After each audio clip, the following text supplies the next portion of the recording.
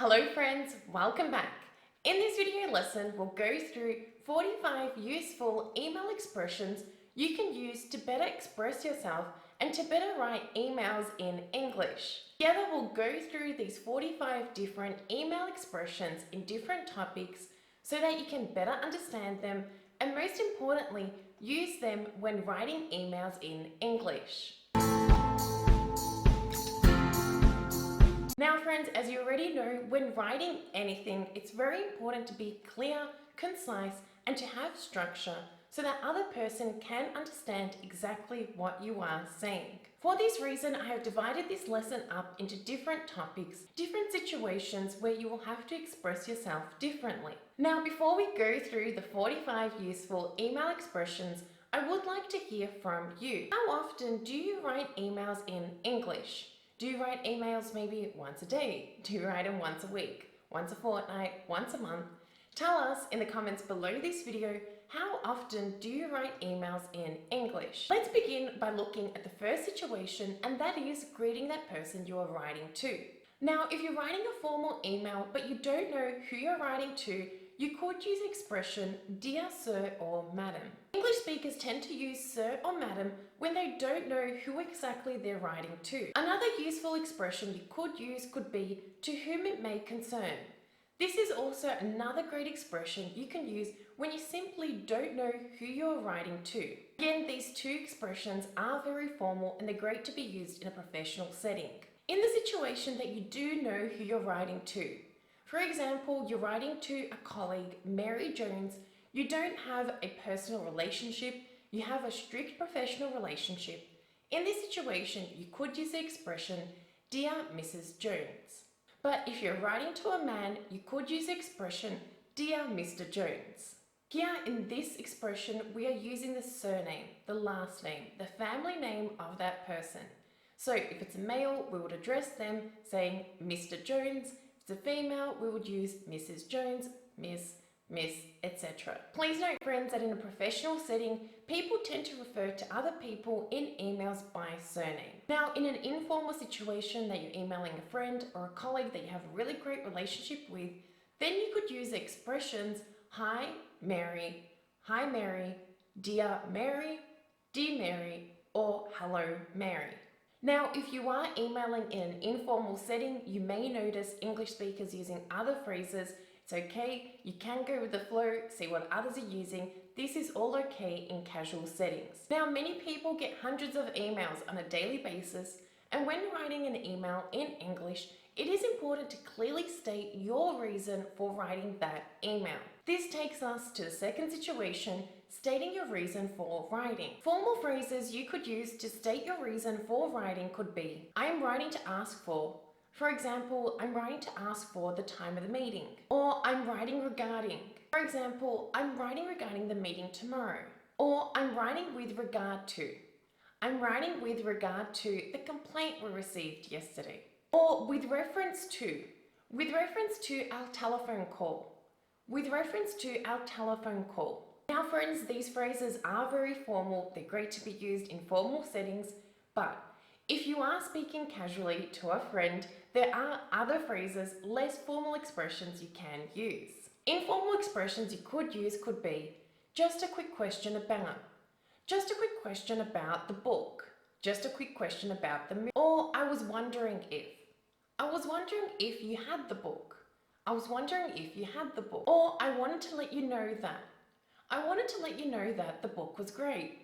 I wanted to let you know that the book was great. Now, when writing an email in English and you want to request, you want to ask something from that person, you could use some of these expressions. Could you please let me know if? For example, could you please let me know if you have a free slot tomorrow? Or I would appreciate it if you could, and then add your request. For example, I would appreciate it if you would call me later on. Or I would appreciate it if you could take that phone call. Or could we arrange? Could we arrange? Could we arrange a meeting later? Could we arrange a telephone call later? Or please let me know if. For example, please let me know if you have an opening later on.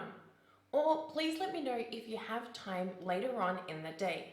Now, those phrases were great for formal settings, but you don't want to be speaking to your friends or somebody you know using those expressions.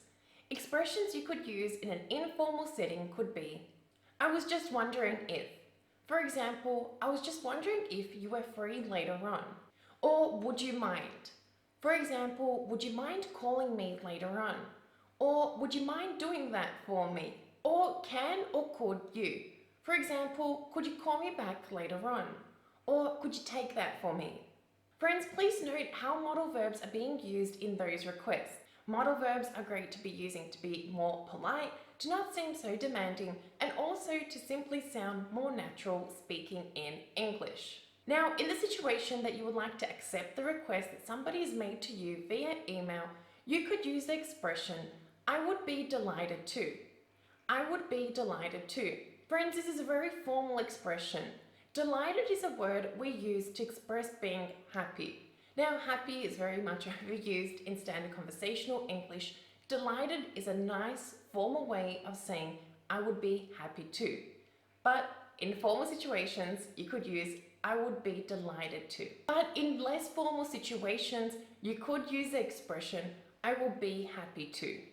I will be happy to. Now, what about those awkward situations when you have to write an email and complain about something? Now, if you find yourself in a situation that you have to complain about something in English, you could use some of these useful expressions. I'm writing to complain about. For example, I'm writing to complain about the service. Or I'm writing to express my dissatisfaction or disappointment about the service. Again, I'm writing to express my dissatisfaction or disappointment about the service. Finally, I regret to say that I was not completely satisfied. Again, I regret to say that I was not completely satisfied. For example, I regret to say that I was not completely satisfied with the service. In the situation that you need to apologize for something in a formal situation, you could use these expressions. We would like to apologize for any inconvenience. Again, we would like to apologize for any inconvenience. Or please accept our apologies. Please accept our apologies. Or please let us know what we can do to compensate any damages. Please let us know what we can do to compensate any damages. Friends, in this situation, damages is any loss, anything that you may have lost or what went wrong with that service. An informal way of apologizing via email could simply be, I'm sorry. For example, I'm sorry for our delay. Now, in the situation that you need to send a file to that person you're writing to, you need to tell them that you've attached and you're sending them a file. Ways of telling that person that you're sending them you're attaching a document could be, I'm attaching my, for example, I'm attaching my CV, or attached you will find my. For example, attached you will find my CV. Or I'm sending you. For example, I'm sending you my CV. Or please see the document name attached. For example, please see the CV, the report, the document attached. Or please find attached the file that you've requested. Again, please find attached that file that you requested. Now, closing an email is also equally important as opening an email, especially in the situation that you would like to hear back or get some information back from that person that you're writing to. Ways to close an email and to make sure that you're getting that information back from that person that you're writing to could be, I look forward to your reply. Pretend that you need a reply from that person. I look forward to your reply. Or I look forward to seeing you. In the situation that you will meet that person in the future, then you could use the expression, I look forward to seeing you. But if you need to hear back from that person, you could use the expression, I look forward to hearing from you. I look forward to hearing from you. But if you would like to add a little bit of urgency to the previous expression, you could use the expression, I look forward to hearing from you soon. I look forward to hearing from you soon. If you will be meeting or seeing that person at a new day in the future, you could use the expressions, I look forward to meeting you on Monday, on Tuesday, or I look forward to seeing you on Monday or Tuesday. Finally, ending an email, closing off, signing your name is also as equally important as introducing and saying hi to that person. Ways you could formally end an email in English could be, best regards, kind wishes, and sincere regards. There are also other expressions you could use to end an email, though these three expressions are quite often used and I tend to use them quite often. Now, in informal situations, I don't suggest that you use those endings. Informal endings you could use to end an email could be take care, thanks, see you soon.